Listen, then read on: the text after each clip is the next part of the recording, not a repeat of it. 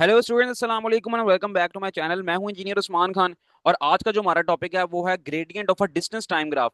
इंतहा का important long question है ये। आपने किसी सूरत इसको नहीं छोड़ना, जरूर याद करना है। लेकिन याद किस तरह करोगे, जब तक समझोगे नहीं तो याद भी नहीं होने वाला ये। ठीक है, अगर आपने समझे बगैर चीजें कुछ याद कर लेते हो तो वो आपके आपकी जहानत है। लेकिन यहाँ पर आ गया हमारे पास एक ग्राफ। जब तक ग्राफ का एक एक पॉइंट नहीं समझोगे ना तो आपको ये लॉन्ग क्वेश्चन तैयार ही नहीं होना और प्रिपेयर होना ही नहीं है। याद भी करोगे तो भूल जाएगा। ठीक है। अब इस लेक्चर के अंदर 15 मिनट की मैक्सिमम वीडियो करूंगा मैं। 15 से 20 मिनट भी हो सकते हैं, परेशान होने की कोई बात नहीं है।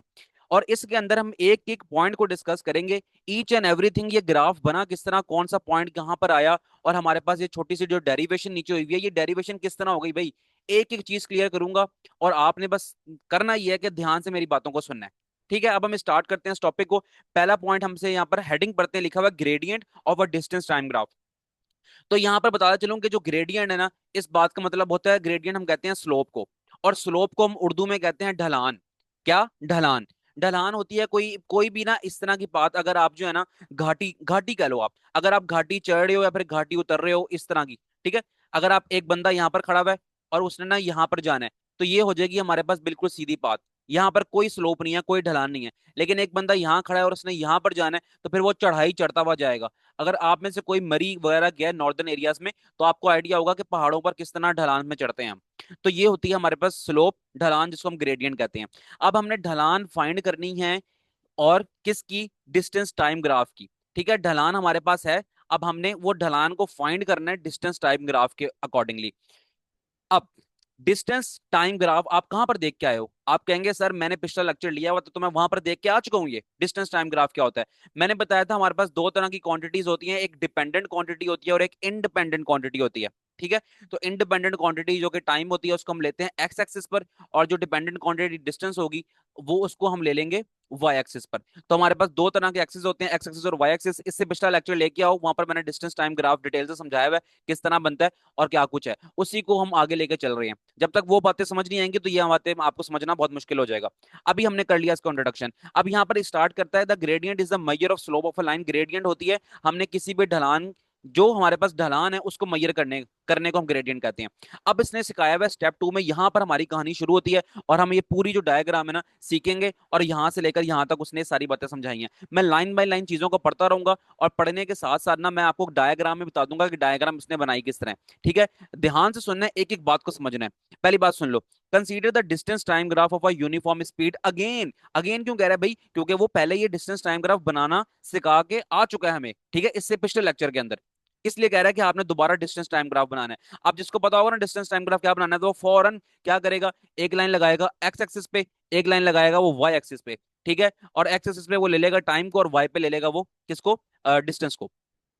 Select any two points value of time T one and T two. हमने क्या काम करना है, हमने यहाँ पर स्लोप फाइंड करनी है, यहाँ पर ग्रेडियंट फाइंड करना है। और ग्रेडियंट फाइंड करने का तरीका ये है कि आप कोई भी ना ऐसा पॉइंट ले लो, कोई भी पूरे ग्राफ के अंदर कोई सी भी ऐसा पॉइंट ले लो। आप कहो कि मैंने ना यहां से चलना शुरू हुआ हूं मैं। ठीक है।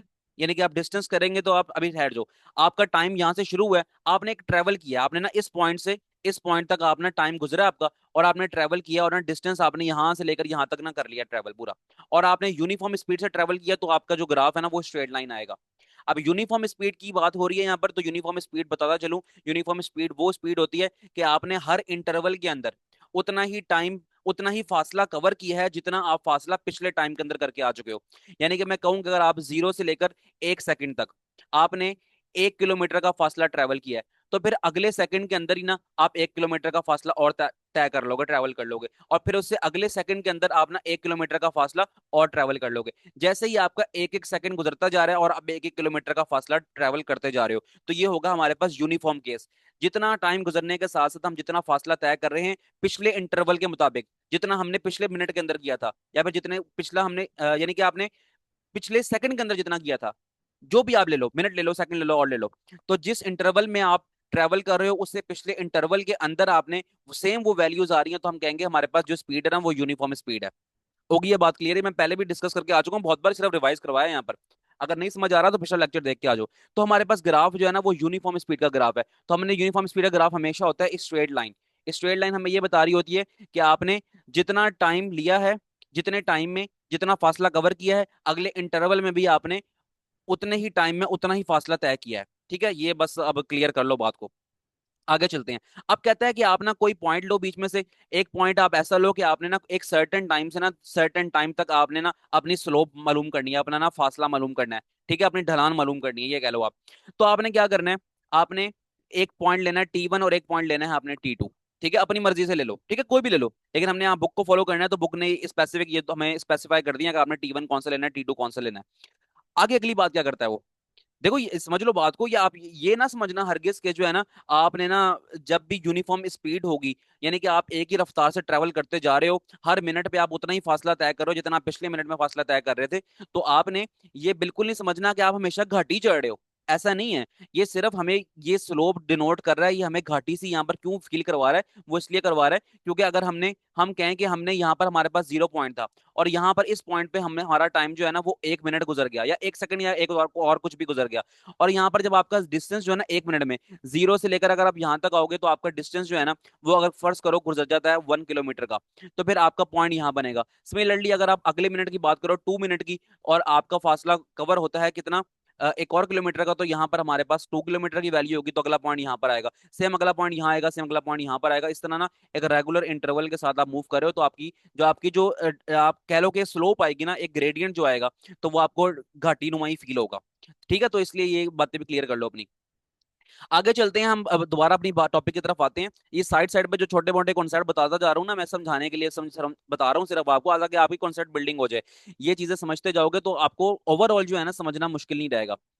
एक पॉइंट ले लिया हमने T1 और एक पॉइंट ले लिया हमने T2, ये लिखा हुआ draw two vertical dotted line at T1 and T2। अब यहाँ पर हमने वर्टिकल डॉटेड लाइंस बनानी है। वो किस तरह बनानी है कि यहाँ पर आपने डॉटेड लाइन बनाई नहीं है, T1 से लेकर ऊपर तक जो पॉइंट P को मीट कर रही है, और यहाँ T2 से लेकर इस तक, ठीक है, ये हमारे पास है क्या R।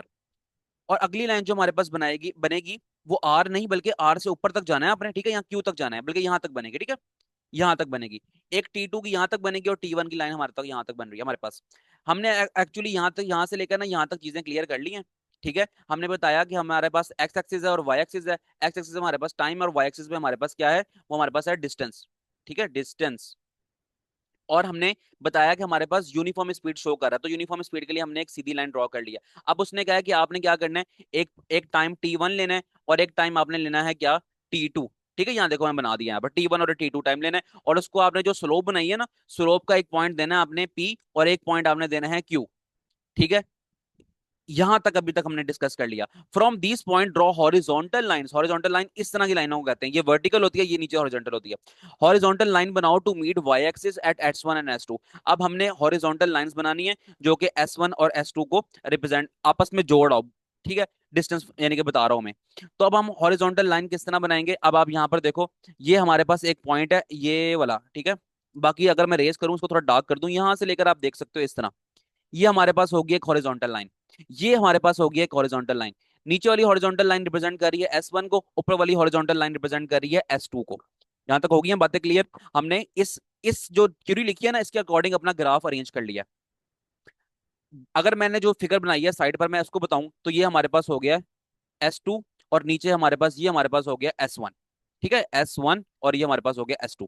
ये बुक ने जो लिखा है ना, मैंने उस हिसाब से यहाँ पर अरेंजमेंट कर दिया। अब सुनो आगे क्या कहानी है, सारा गंद मिटाते हैं। ग्राफ बनाना हमने सीख लिया, और ग्राफ बनाने के बाद हमने इसको जो देना था नाम शाम, वो भी नाम दे दिए, और सबको ना हमने अरेंज कर लिया। अब हमने डिस्कस करना है कि यहाँ पर हमने स्लोप फाइंड करनी है या फिर ग्रेडियंट फाइंड करना है, तो किस तरह फाइंड करेंगे। देखो मैं अपनी बात दोबारा से रिपीट कर रहा हूँ, स्टार्टिंग उसने यहाँ पर की थी कि आप एक यूनिफॉर्म स्पीड का ग्राफ बनाओ, और क्या डिस्टेंस टाइम ग्राफ बनाओ। तो डिस्टेंस टाइम ग्राफ में आपने ये एक्स एक्सिस और वाई एक्सिस और एक ये स्लोप बनानी है। इसके बाद सारा सारा कुछ इसने यहाँ पर गाइड किया है कि आपने किस तरह बाकी नाम देने हैं, तो वो नाम हमने इसके अकॉर्डिंग दे दिए हैं। ठीक है, एक पॉइंट यहाँ पर लिया T1 का, एक पॉइंट यहाँ पर लिया T2 का। उसके बाद उसने कहा था कि आपने स्लोप है ना, तो स्लोप को ना जोड़ो, स्लोप को जोड़ो इन टाइम के साथ। तो हमने ये एक डॉटेड लाइन यहाँ बना ली, एक डॉटेड लाइन हमने इस T2 को जोड़ने के लिए बना ली। ठीक है, थोड़ी टेढ़ी बन गई, लेकिन आपको समझ तो आ रही है ना, ऐसे करके बना ली। ठीक है, उसके बाद इसने कहा था कि ना S1 और S2 बनाओ, और S1 और S2 कैसे बनेंगे कि आपने दो हॉरिजॉन्टल लाइनें लगानी है। फिर मैंने पहली हॉरिजॉन्टल लाइन लगाई ऐसे, फिर दूसरी हॉरिजॉन्टल लाइन लगाई मैंने ऐसे। ठीक है, ये हॉरिजॉन्टल लाइन से बन गई। ये हमारे पास S2 डिस्टेंस हो गया, हमारे पास S1 हो गया। इस बात का मतलब ये है कि आपने जब टाइम आगे आपका बढ़े ना, तो साथ साथ आपका फासला भी बढ़ा है।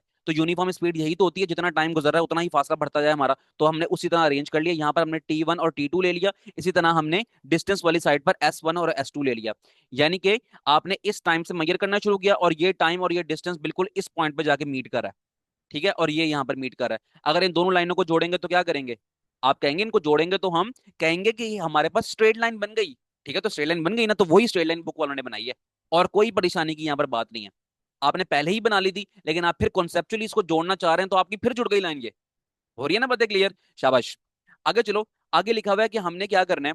अच्छा, मिसाल के तौर पे एक बात सुनो, बस ध्यान से एक कॉन्सेप्ट समझने की कोशिश करना। मैंने आपको कहा है कि हमने मैयर अप करना है S1 से लेकर S2 तक फासला, और टाइम कितना गुजरा हमारा T1 से लेकर T2 तक फासला। इसके दरमियान में हमारी एक स्ट्रेट लाइन बनी है जिसको हम स्लोप कह रहे हैं, हमने इस स्लोप को फाइंड करना है। ठीक है, ये कितना कितनी स्लोप बनी है, कितनी ढलान बनी है, वो हमने फाइंड करनी है बस। अब आप मेरी बात सुनो, अगर S1 पे हमारा डिस्टेंस था 10 मीटर का, मिसाल के तौर पर जस्ट समझा रहा हूँ, 10 मीटर में आपका मजीद टाइम गुजरता गया गुजरता गया गुजरता गया, जितना है टाइम गुजरता जा रहा है आपका उस हिसाब से डिस्टेंस ट्रेवल हो रहा है। फिर S2 तक पहुंचते पहुंचते आपका टाइम हो गया, और आपका डिस्टेंस हो गया 20 मीटर्स का।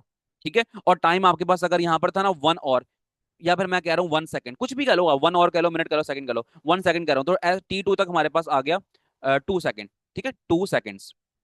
आपका 1 सेकंड गुजरा, और 1 सेकंड में आपने S1 से S2 तक फासला कवर कर लिया, और कितना, 10 मीटर से 20 मीटर तक। अब जरा ध्यान करो, आपने जब भी डिफरेंस लेना हो, आपने ये बताना हो कि हमने फासला किस तरह कवर किया है। मुझे खुद दिमाग से सोच के बताओ कि 10 से लेकर 20 तक मैं गया हूं, तो मेरा कितना फासला कवर हुआ है। आप फौरन सोचोगे सर हमारा फासला हुआ 10 मीटर कवर। तो अगर मैं थोड़े से इसमें ना अपनी कह लो कि फिजिक्स के कॉन्सेप्ट, मैथ के कॉन्सेप्ट बीच में घुसा लूं, तो क्या मैं इसको इस तरह नहीं लिख सकता कि 20 20 - 10? आप कहेंगे बिल्कुल लिख सकते हैं, क्योंकि आंसर 10 आ रहा है हमारा, बिल्कुल लिख सकते हैं। और 20 क्या था, 20 हमारे पास था S2, 20 हमारे पास था S2, और माइनस बीच में आ गया, और 10 हमारे पास क्या है, S1, तो हमने यहाँ पर S1 लिख दिया। ठीक होगी बात? अब ये S2 और S1, यानी कि S2 माइनस S1 लिखा है, वो यहाँ पर लिखा है इसने। ओहो, एक सेकंड, बस ये मेरी स्क्रीन जो है ना बंद हो गई है। अब चलते हैं, यहाँ पर यही लिखा है इसने, कहता है S2 - 1 बराबर है SK। और ये टोटल क्या था, टोटल हम क्या यहाँ फाइंड कर रहे हैं, वाई एक्सिस पे हम डिस्टेंस ही तो फाइंड कर रहे हैं, तो S के बराबर S2 - S1 हो गया। अब आपकी ये कंफ्यूजन भी दूर हो गई है कि सर हमने S1 - S2 क्यों नहीं लिया, हमने S2 - S1 क्यों लिया है। तो अब मैंने आपको बिल्कुल बेसिक लेवल पर आके ये बात भी क्लियर कर दी। सिमिलरली टाइम जब गुजरेगा हमारा, तो हम T2 - T1 लेंगे, इज इक्वल टू T। यहाँ पर क्यों लिखा है, क्योंकि हम एक्स एक्सिस की बात करें, और यहाँ पर हमने क्या लिया हुआ है, यहाँ पर हमने टाइम लिया हुआ है। वो यही कह रहा है, distance cover in this time interval, distance कितना कवर हुआ, S2 - S1, और टाइम कितना गुजरा, T2 - T1। हो रही हैं बातें क्लियर? बिल्कुल हो रही होंगी। आगे चलते हैं। अच्छा, मैं आपको कहूं कि जो है ना हमारा जो T1, अगर मैं लेना चाहूँ T1 - T2, क्या मैं ले सकता हूँ? बिल्कुल नहीं ले सकता। यहाँ पर क्यों नहीं ले सकता? क्योंकि T1 पे मेरे पास जो टाइम था ना वो था 1, और T2 में मेरे पास टाइम था 2, तो 1 - 2 क्या आ गया, तो -1 आ गया। कभी टाइम उल्टा चलते देखा है आपने जिंदगी में अपनी? कभी भी नहीं देखा होगा, टाइम उल्टा चल ही नहीं सकता। तो इसलिए जो है ना हमने यहाँ पर T2 - T1 लिया है। अब हो गया क्लियर? अल्लाह करे हो गई हूँ, मैं तो बहुत डिटेल से समझा रहा हूँ आपको बातें सारी। मुझे नहीं लगता कि यहाँ पर कोई कंफ्यूजन रह गई होगी आपको। ये ग्राफ शराफ बनाना सीख लिया आपने, S2 - S1 सीख लिया, T2 - T1 भी सीख लिया आपने, ये भी हो गया। अब अगली चीज चलते हैं हम स्लोप पे, या फिर हम जिसको ग्रेडियंट बोलते हैं, जिसको या फिर उर्दू में हम कहते हैं ढलान। ठीक है, वो उसके बारे में बात करते हैं। द स्लोप और gradient of a graph is the measure of tangent theta of the triangle P RPQ। अब आ गया भी यहाँ पर मैथ का कॉन्सेप्ट। मैथ में हो सकता है कि आप अभी पढ़ेंगे चैप्टर क्लास 9 में ट्रिग्नोमेट्री, और ट्रिग्नोमेट्री एक हमारे पास ना, आप कह लो कि ट्रिग्नोमेट्रिक आइडेंटिटी है एक, या फिर ट्रिग्नोमेट्रिक एक फंक्शन है, उसका नाम होता है टेन थीटा। Tan theta. अब ये टेन थीटा क्या बता रहा है, आप वहां पर साइन भी पढ़ोगे, कॉस भी पढ़ोगे, टेन भी पढ़ोगे। कहता है हमारे पास स्लोप और ग्रेडियंट जो है ना वो बराबर होती है टेन के। अब मैं, बुक ने लिख दिया यहां तक, लेकिन मैं अपने तौर पे ना अपना फर्ज समझता हूँ कि आपको मजीद समझाऊं बातें कि ये टेन थीटा ही क्यों आया है। टिग्नोमेट्री के अंदर आप साइन भी पढ़ते हो, कॉस भी पढ़ते हो, वो क्यों नहीं आया। अब मैं थोड़ा सा ये गंद रेस कर दूं, फिर यहां पर आपको क्लियर करता हूँ। कहता है ग्रेडियंट स्लोप, स्लोप फाइंड करनी है हमने। स्लोप फाइंड करते करते हमने दो चीजें तो देख ली यहाँ पर, कि स्लोप में हमें दो चीजें कवर हो रही हैं। जब हमने स्लोप बनाई तो हमारे पास दो चीजें ऐसी हैं जो जिसको हमने कवर करना पड़ेगा। एक हमने टाइम को कवर करना पड़ेगा, और यहाँ पर एक हमने डिस्टेंस को कवर करना पड़ेगा। ठीक है, डिस्टेंस टाइम दोनों चीजें आ गई हैं।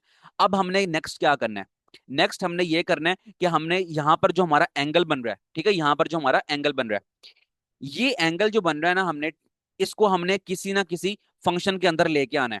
ठीक है, यानी कि साइन के अंदर, टेन के अंदर, कॉस के अंदर, किसी भी ट्रिग्नोमेट्रिक फंक्शन के अंदर इसको हमने लेके आना है, तो ये एंगल हमारा थीटा होता है। इस थीटा को भी तो फाइंड करना पड़ेगा ना। अब इसका तरीका ये है, ट्रिग्नोमेट्री में हम असूल पढ़ते होते हैं एक, कि साइन थीटा बराबर होता है परपेंडिकुलर ओवर हाइपोटेन्यूज के। चलो ये भी छोड़ दो। अभी आप बस ये गौर करो कि हमने ग्राफ शराफ बनाया तो हमारे पास क्या एक राइट एंगल ट्रायंगल नहीं बन गया? बिल्कुल राइट एंगल ट्रायंगल बन गया। और ये जो राइट एंगल ट्रायंगल बना है हमारा, इसमें हमने लिख दिया, इस साइड पे लिख दिया हमने S2 - S1, और नीचे हमने लिख दिया T2 - T1। बिल्कुल ठीक है, ये बातें बढ़ के आ चुका है। ये T1 था, ये T1 था, ये T2 था, ये S1 था, ये S2 था। तो उसके हिसाब से हमने जो डिफरेंस यहाँ पर बनाया है वो हमने यहाँ पर साइडों में लिख दिया ग्राफ के। अच्छा, ट्रायंगल के। अब ट्रायंगल के हमारे पास ना तीन चीजें होती हैं। आपने पाइथागोरस थ्योरम तो पढ़ा ना छोटी क्लासों में? पाइथागोरस थ्योरम हमें तीन चीजों को डील करवाता है, एक बेस को, एक हाइपोटेन्यूज को, एक परपेंडिकुलर को। ये जो साइड है ना हमारे पास, ये परपेंडिकुलर की साइड है। ये जो T2 - T1 है ना, ये हमारे पास बेस है। और ये जो लाइन स्लोप जा रही है ना हमारी, ये हमारे पास क्या है? ये हमारे पास हाइपोटेन्यूज है। ठीक है, हमारे पास हाइपोटेन्यूज है। इन चीजों के बारे में पता होगा, अगर नहीं पता तो आप समझ लिया, आ गया समझ। राइट एंगल ट्राइंगल में तीन चीजें होती हैं, परपेंडिकुलर, बेस और हाइपोटेन्यूज। मैंने बता दिया किस तरह होती हैं। अब एक स्टेप आगे जाते हैं। एक स्टेप आगे हम इस तरह जाएंगे, बस याद कराने के लिए आपको मैंने बात समझानी है। मैथ के अंदर आप पढ़ेंगे कि टेन थीटा जो है ना, टेन थीटा वो बराबर होता है परपेंडिकुलर ओवर बेस के। परपेंडिकुलर ओवर बेस के बराबर होता है। नहीं याद रह रहा? अब सुन लो, आपके पास यहाँ पर थीटा की वैल्यू नहीं है, नहीं है ना? तो आपके पास ये इस साइड की वैल्यू है और ये इस साइड की वैल्यू आपके पास है, दो साइडों की वैल्यू है। तो आप फौरन सोचोगे, अगर मैं टेन थीटा का फॉर्मूला लगा दूंगा जो कि परपेंडिकुलर ओवर बेस होता है, तो मेरे पास परपेंडिकुलर की भी वैल्यू है, बेस की भी वैल्यू है। अगर मैं थीटा की वैल्यू फाइंड करना चाहूँ तो मैं आराम से फाइंड कर सकता हूँ। ठीक है, तीन क्वांटिटी है, थीटा है, परपेंडिकुलर और बेस है। परपेंडिकुलर की वैल्यू भी आपके पास ये आ गई S2 - S1, और बेस की भी T2 - T1 आ गई है। आप टेन थीटा की वैल्यू आप आराम से निकाल सकते हैं। ठीक है, ये मैंने मैथ से लिंक करते हुए आपको फिजिक्स के अंदर यहाँ पर लेके आया हूँ बातों को। अब ये बातें क्लियर हो गई, इसलिए हमारे पास यहाँ पर टेन थीटा आया है। चलो मिसाल के तौर पे मेरा, मैं अड़ गया हूं कि भाई मैंने टेन थीटा को इस्तेमाल करना ही नहीं है, टेन थीटा मैंने इस्तेमाल नहीं करना, मैं साइन थीटा फाइंड करूंगा। तो साइन थीटा अगर मैं फाइंड करूंगा तो साइन थीटा का जो फॉर्मूला होता है वो होता है परपेंडिकुलर ओवर हाइपोटेन्यूज। क्या इस हाइपोटेन्यूज की वैल्यू है आपके पास? नहीं है। हाइपोटेन्यूज की तो वैल्यू ही नहीं है आपके पास, तो क्या क्या लगाओगे यहाँ पर? परपेंडिकुलर की है वो लगा लोगे। ठीक है, सिर्फ परपेंडिकुलर की वैल्यू लगा के क्या उखाड़ लोगे? क्या कर लोगे? कुछ नहीं कर सकते। आपके पास दोनों की वैल्यू होनी चाहिए, this one and also this one. तो इन दोनों के लिए हमारे पास एक ही फॉर्मूला बनता है। ये लॉजिकली समझा रहा हूं आपको। मैथमेटिकली तो आप जस्ट रट्टा लगा लोगे, tan theta is equal to perpendicular over base, लेकिन लॉजिकली समझो बातों को। यहाँ पर परपेंडिकुलर की भी वैल्यू है और बेस की भी वैल्यू है, इसलिए हमने टेन थीटा का यहाँ पर इस्तेमाल किया। अब इतनी बड़ी तमहीद मान ली है, सब कुछ समझा दिया है, तो यहाँ पर हम ले आते हैं। अब हम कहेंगे कि जो स्लोप है हमारी वो टेन थीटा के बराबर होती है। बस अब थोड़ी सी डेरिवेशन यहाँ पर लिखिए, वो देख लेते हैं। स्लोप हमारी बराबर होगी है RQ ओवर PR के। अब RQ यहाँ पर क्या है, इसको थोड़ा रेस करेंगे तो समझ जाएगा ना RQ क्या है। R से लेकर Q तक, जिसको हम परपेंडिकुलर कह रहे थे। ठीक है, टेन थीटा हमारे पास बराबर हो गया किसके? परपेंडिकुलर के। अब टेन थीटा किसके बराबर है? स्लोप के। और स्लोप किसके बराबर है? ग्रेडियंट के। ग्रेडियंट बराबर है स्लोप के, स्लोप बराबर है टेन थीटा के, और टेन थीटा बराबर है परपेंडिकुलर ओवर बेस के। तो हमने यही तो किया यहाँ पर। अब हम लिखेंगे slope, slope is equal to perpendicular over base. और परपेंडिकुलर की वैल्यू क्या है? आप कहेंगे सर परपेंडिकुलर की आर से लेकर क्यू तक वैल्यू है, तो वो यहां पर लिख दिया, आर से लेकर क्यू तक लिख दिया परपेंडिकुलर। और नीचे क्या आता है? बेस आता है। और बेस क्या है? आर से लेकर पी से लेकर आर तक, तो पी से लेकर आर तक ये हमारे पास इतनी, ये हमारे पास बेस है। अब हमने इतने हिस्से को ही कंसीडर क्यों किया? क्योंकि ये हिस्सा जो है ना, आप देखो हमारा T1 से शुरू हो रहा है और ये हिस्सा हमारा T2 पे खत्म हो रहा है। हमने टाइम इंटरवल्स लिए ही T1 एंड T2 है। अगर हम ओरिजिन को लेते तो फिर हम यहाँ से शुरू कर लेते। ठीक है, लेकिन हमने ओरिजिन तो लेना ही नहीं था, हमने T1 लेना था, तो T1 यहाँ से शुरू हो रहा है और T2 यहाँ पर खत्म हो रहा है। अब इसलिए हमारे पास यहाँ पर PR आ गया। तो ये आपको समझ आ गया, स्लोप बराबर है टेन थीटा के। अब हम थोड़ा सा यहाँ पर लिख लेते हैं, स्लोप बराबर है किसके? टेन थीटा के। ठीक है, और टेन थीटा बराबर है परपेंडिकुलर ओवर हाइपोटेन्यूज के, ओ सॉरी परपेंडिकुलर ओवर बेस के। तो हमने परपेंडिकुलर जो कि आर से लेकर क्यू तक वैल्यू थी, आर से लेकर क्यू तक वैल्यू थी, और बेस जो हमारे पास पी से लेकर आर तक की वैल्यू थी, वो हमने यहाँ पर पुट कर दी है इस फॉर्मूला में। ठीक है, जो मैथ में पढ़ते आते हैं। तो ये हमारे पास स्लोप ये आ गया। अब आप बताओ, खुद ही सोच के जहन में बताओ कि जो हमारे पास आर क्यू है इसकी वैल्यू क्या है? आप फौरन देख के बता देंगे कि सर आर क्यू जो हमारे पास वैल्यू है ना, वो साफ नजर आ रहा है, आर से लेकर क्यू तक की वैल्यू हमारे पास है S2 - S1।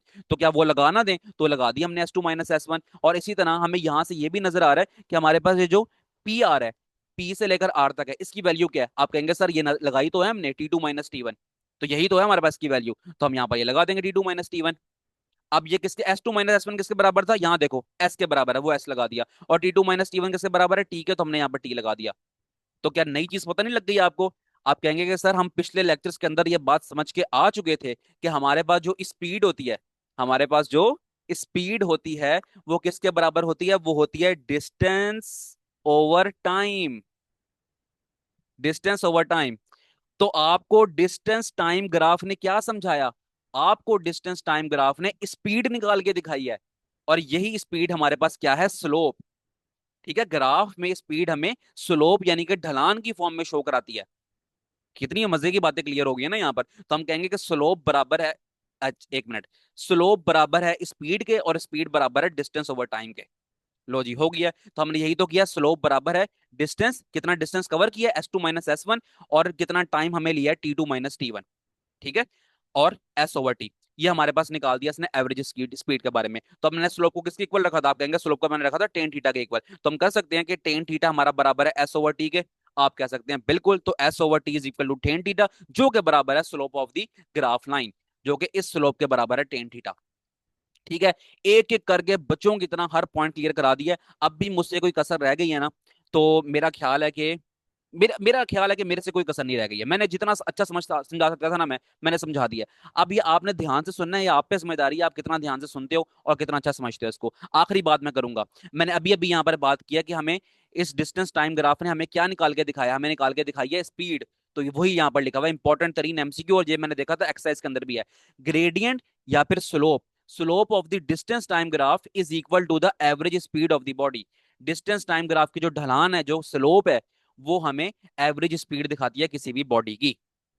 हो गई बातें क्लियर? अब एवरेज का लफ्ज यहाँ पर क्यों आया? अगर आप मेरा स्पीड और वेलोसिटी वाला लेक्चर लेके आ जाओगे, वहां पर मैंने बताया था कि हम प्रैक्टिकली एवरेज को ही को मेजर करते हैं स्पीड में। ठीक है, हर हर पॉइंट पे स्पीड फाइंड करना मुश्किल है, तो हम ओवरऑल एवरेज निकाल लेते हैं उसकी। वो लेक्चर ले लोगे तो वहां मैंने ये कॉन्सेप्ट प्रैक्टिकल एग्जाम्पल के साथ क्लियर किया था। अब उम्मीद करता हूँ कि मैं आपको ये सारा सा कॉन्सेप्ट समझाने में कामयाब हो गया हूँ। इंपॉर्टेंट तरीन लॉन्ग क्वेश्चन है, अच्छे से तैयार करो, प्रिपेयर करो इसको। और कुछ बात समझ नहीं है तो कमेंट सेक्शन में मुझसे आप पूछ भी सकते हो। और डिस्क्रिप्शन में प्लेलिस्ट का मैं लिंक दे दूंगा, उसमें क्लास में फिजिक्स न्यू बुक के तमाम लेक्चर्स होंगे, तो वहां पर जाके आप कोई भी लेक्चर ले सकते हो। मिलते हैं आपसे नेक्स्ट वीडियो में, अपना ख्याल रखें, अल्लाह हाफिज।